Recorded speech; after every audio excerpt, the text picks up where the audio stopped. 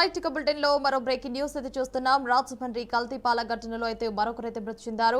ఇక దీంతో మృతుల సంఖ్యనైతే 10కి చేరినట్లయితే సమాచారం. కల్తీపాలు తాగడంతో తీవ్ర అస్వస్థకైతే గురై ఆసుపత్రిలో చికిత్స పొందుతూ అనంతలక్ష్మి అనే వృద్ధురాలైతే మరణించింది. ప్రస్తుతం మరో 10 మంది బాధితులు కూడా రాజమండ్రి, వైజాగ్ నగరాల్లోని వివిధ ఆసుపత్రుల్లో అయితే చికిత్స పొందుతున్నట్లయితే సమాచారం.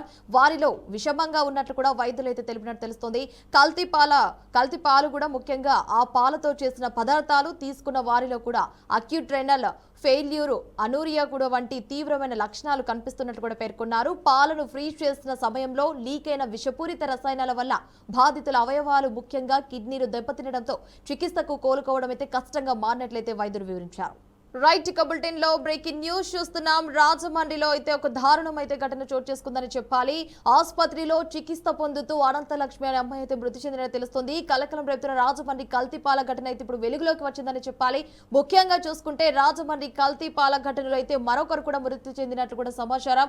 ఇదే అంశానికి సంబంధించి మరింత సమాచారం మా బీఆర్కే ప్రతినిధి అశోక్ అందిస్తారు. అశోక్, చెప్పండి, అసలు అక్కడ ఉన్న అప్డేట్స్ ఏంటి? ఎంతమంది పరిస్థితి విషమంగా ఉన్నట్టు తెలుస్తుంది? దీనికి సంబంధించి అప్డేట్స్ ఏంటి? థ్యాంక్ యూ వర్ష.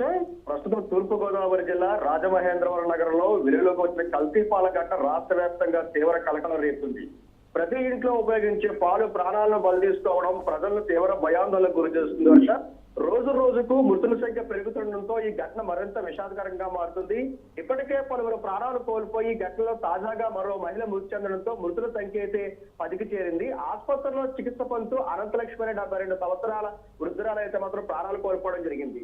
గత కొద్ది రోజులుగా తీవ్ర అస్వస్థతో ఆసుపత్రిలో చికిత్స పొందుతున్న పరిస్థితి విస్మరించడంతో వైద్యుల ప్రయత్నాలు అయితే మాత్రం ఫలించలేదు. రాజమహేంద్రవరం కల్తీపాల ఘటనలో ఇప్పటికీ పలువురు బాధితులు వివిధ ఆసుపత్రుల్లో చికిత్స పొందుతున్నారు.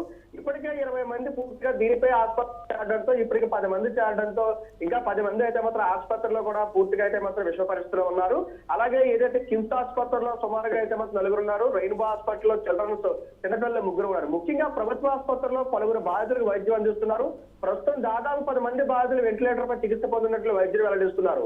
వారి ఆరోగ్య పరిస్థితి ఇంకా విషమంగానే ఉందని వైద్యులు కూడా చెప్పడం జరుగుతుంది వర్ష. వైద్యులు నిరంతరం పర్యవేక్షణలో ఉంచి బాధితులకు చికిత్స అందిస్తున్నప్పటికీ కూడా పరిస్థితి పూర్తిగా అదుపులోకి రాలేదని సమాచారం అయితే వచ్చింది. బాధితుల కుటుంబ సభ్యులు మాత్రం తీవ్ర ఆందోళన వ్యక్తం చేస్తున్నారు. ఎప్పుడు ఏ దుర్వార్త వినాల్సి వస్తుందో అని భయంతో ఆసుపత్రి వద్ద వేచి చూస్తున్నారు. మరోవైపు ఈ ఘటనపై ప్రజల్లో తీవ్ర ఆగ్రహం కూడా వ్యక్తం అవుతుంది. సాధారణంగా ప్రతి ఇంట్లో పిల్లలు, వృద్ధులు ఎక్కువగా పాలు ఉపయోగిస్తుంటారు. అలాంటి ఆహార పదార్థాన్ని కూడా కొందరు అక్రమంగా కల్తీ చేసి విక్రయించడం వల్ల ప్రజలు తీవ్రంగా కలిసివేస్తుందని చెప్పడం జరుగుతుంది. డబ్బు కోసం మనుషుల ప్రాణాలు కూడా పట్టించుకోకుండా ఇలా వ్యవహరించడం దారుణమే ప్రజలు మండిపడుతున్నారు. కల్తీపాల ఘటన బయటపడిన వెంటనే అధికారులు అప్రమత్తం అవడం జరిగింది. ఆహార భద్రతా శాఖ అధికారులు, పోలీసులు కలిపి దర్యాప్తు ప్రారంభించారు. పాలల్లో కల్తీ ఎలా జరిగిందని, ఎక్కడ తయారు చేస్తారు, ఎవరు ఇందులో పాల్గొన్నారనే అంశాలపై కూడా అధికారులు విచారణ చేపట్టారు. ప్రాథమిక సమాచారం ప్రకారం వ్యక్తులు పాలల్లో రసాయన పదార్థాలు కలిపి మార్కెట్లో విడుదల చేసినట్టు అనుమానాలు వ్యక్తమవుతున్నాయి.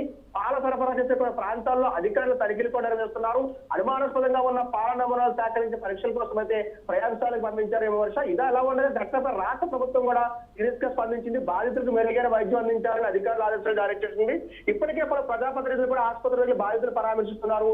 బాధితుల కుటుంబ సభ్యులతో మాట్లాడబడిన పరిస్థితి గురించి తెలుసుకుంటున్నారు. ప్రభుత్వం తరపున అవసరమైన సహాయం అందిస్తామని కూడా హామీ ఇస్తున్నారు. మరోవైపు ఈ ఘటన ప్రజల్లో భయాందోళన దారితీసింది. నగరంలో ఎక్కడ చూసినా పాలు కొనుగోలు చేయాలంటే భయంతో బాధపడుతున్నారు. ఈ విషయంలో ప్రజలు సందేహాలు వ్యక్తం అవుతున్నాయి. పాలు సురక్షితమా కాదా అనే భయం ప్రజల్లో కనిపిస్తుంది. ముఖ్యంగా చిన్నపిల్లలు ఉన్న కుటుంబాలు కూడా మరింత ఆందోళన చెందుతున్నాయి. ఆహార భద్రతా శాఖ అధికారులు మాత్రం ప్రజలు ఆందోళన చెందాల్సిన అవసరం లేదు. ఎప్పటికప్పుడు పూర్తిగా కూడా ఎటువంటి అనుమానాస్పదమైన పాల సరఫరాని కేంద్రాలపై కఠిన చర్యలు తీసుకున్నామని తెలిపారు. నగరంలో పాల డైరీలు, పాల విక్రయ కేంద్రాలపై తనిఖీలు అయితే ముమ్మరం చేయడం జరిగింది. కల్తీ ఆహార పదార్థాలపై ప్రభుత్వం మరింత కఠిన చర్యలు తీసుకోవాలని ప్రజలు డిమాండ్ చేస్తున్నారు వర్ష. అశోక్, ఇక్కడ మనం ప్రధానంగా చూసుకుంటే బాధితులు ఎవరైతే ఉన్నారో వెంటిలేటర్ పై అయితే 10 మంది కూడా ఉన్నట్టు తెలుస్తోంది. వారి పరిస్థితి ఏ విధంగా ఉన్నట్టు సమాచారం? ప్రస్తుతం అయితే ముందు నుంచి కూడా ఎవరైతే ఈ 19వ తేదీ నుంచి జరిగిన పాల కల్తీ విషయంలో సుమారుగా అయితే 15 మంది ముందు వెలుగులోకి వచ్చారు. తర్వాత 20 మంది 20 మంది తర్వాత ఒక్కొక్కరుగా అయితే మాత్రం అప్పటి నుంచి అందరూ కూడా కిమ్స్ హాస్పిటల్ 7, డెల్టా హాస్పిటల్ 3, అదేవిధంగా రెయిన్బో హాస్పిటల్ ఇలాగ ఉన్న వాళ్ళందరి పరిస్థితి కూడా విషమంగానే ఉంది. కాకపోతే ప్రభుత్వ సంబంధించినటువంటి ఆధారాల ప్రకారం ఎప్పటికప్పుడు అప్డేట్ ఇస్తున్నారు. ఏదైతే 20 మందిలో కూడా ప్రస్తుతం 10 మంది అయితే ఎవరైతే ఇక్కడ సంబంధించిన వాళ్ళు చనిపోయారో మిగతా 10 మందిలోనూ 3 పరిస్థితి అయితే మాత్రం ప్రస్తుతం ఇంకా కూడా విషమంగా ఉంది. వారు కూడా ఇవాళ రేపు అన్నట్టుగా అయితే మాత్రం ఉంది. బంధువులు అయితే పూర్తిగా కూడా దీనిపై పూర్తి దిగ్భ్రాంతి వ్యక్తం చేస్తున్నారు. ఇంకా కళ్ళ ముందే వాళ్ళ బంధువులు ప్రాణాలు కోల్పోవడంతో చాలా వరకు కూడా వాళ్ళు ఏమీ చేయలేని పరిస్థితి అయితే మాత్రం ఉన్నట్టు తెలుస్తుంది విమర్శ. అశోక్, ఇక్కడ మనం ప్రధానంగా చూసుకుంటే ఎవరైతే పాలు తీసుకున్న వారు ఉన్నారో ఆ తీసుకున్న వారిలో అక్యూట్ రేనల్ కావచ్చు, అక్యూట్ రేనల్ ఫెయిల్యూర్ కావచ్చు, అదే విధంగా అనూరియా వంటి తీవ్రమైన లక్షణాలు కూడా కనిపిస్తున్నట్లయితే డాక్టర్లు పేర్కొన్నట్లయితే సమాచారం ఉంది. దీనికి సంబంధించి ఏమైనా అప్డేట్స్ ఉన్నాయా మీ దగ్గర?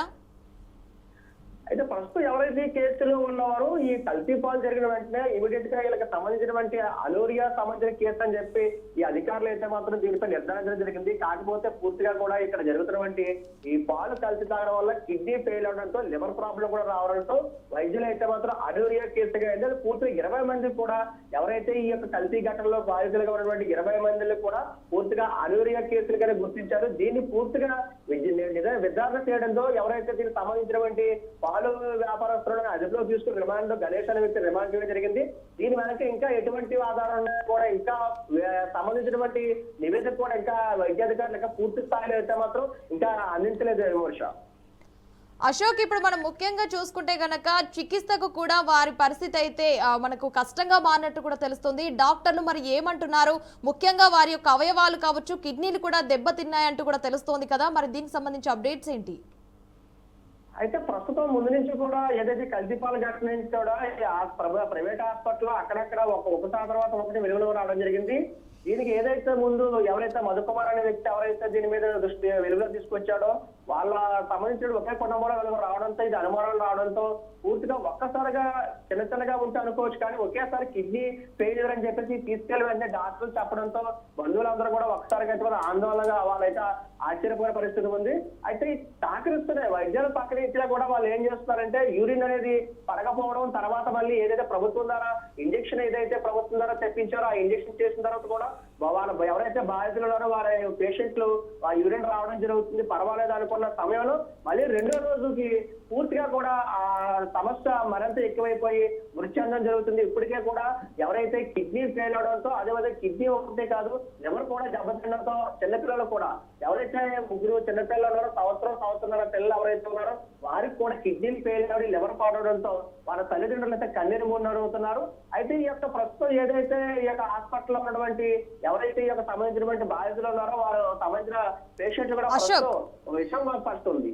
అశోక్, మరి అధికారులు ఏమంటున్నారు దీనికి సంబంధించి? వైద్యులు కావచ్చు, అదే విధంగా ఈ వెంటిలేటర్ మీద ఉన్న 10 మంది బాధితుల గురించి అధికారులు ఏమంటున్నారు? ప్రస్తుతం ఎప్పటికప్పుడు కూడా జిల్లా అధికారి కలెక్టర్ కీర్తి చేకూరి కానివ్వండి, వైద్యాధికారులు అదేవిధంగా స్థానిక సంబంధించినటువంటి నాయకులు ప్రతి ఒక్కరు కూడా ఈ యొక్క హాస్పిటల్కి అయితే మొత్తం చేరుకుంటున్నారు. హాస్పిటల్ చేరుకున్న పరిస్థితుల్లో ఎవరైతే యొక్క పేషెంట్లు ఉన్నారో వారి బంధువులకు ధైర్యం చెప్తున్నారని ఇబ్బంది పడొద్దని చెప్పినప్పటికీ కూడా అయితే వారి చేతుల్లో ఏమీ లేదు. వైద్యులు అయితే మాత్రం ప్రస్తుతం వెంటిలేటర్ మీద ఉన్న వాళ్ళ పరిస్థితి అయితే మాత్రం అది నిలకడగా చూపిస్తారు తప్ప ఏ క్షణం అంటే మనం చూసుకున్నట్లయితే 3, 4 అనుకున్నట్టుగా చివరికి ఈ రోజు 10కి చేరిందంటే ఇంకా 20 మంది పరిస్థితి ఉంది. ఇంకా 10 మంది పరిస్థితి, ఆ 10 మందిలో ఎవరి పరిస్థితి ఏ రోజు ఎలా మారుతున్నది కూడా చెప్పుకునే పరిస్థితి ఉంది. కాకపోతే అధికారులు కానివ్వండి, అదేవిధంగా వైద్యాధికారులు కానివ్వండి, ప్రభుత్వం ముఖ్యమంత్రి చంద్రబాబు నాయుడు దీని మీద పూర్తిగా సీరియస్ గా స్పందించడంతో అధికారులు అయితే వైద్యాలు అయితే మాత్రం పూర్తిగా వారికి అయితే మంచి వైద్యాన్ని అందించడం జరుగుతుంది. బాధితులు కూడా బంధువులు కూడా పూర్తిగా అయితే మాత్రం సంతృప్తి వ్యక్తం చేస్తారు. కానీ అది చేతుల్లో ప్రాణాలు అనేది ఏంటంటే అది దైవాధనంగా అయితే మారిన పరిస్థితి ఉంది మోర్ష.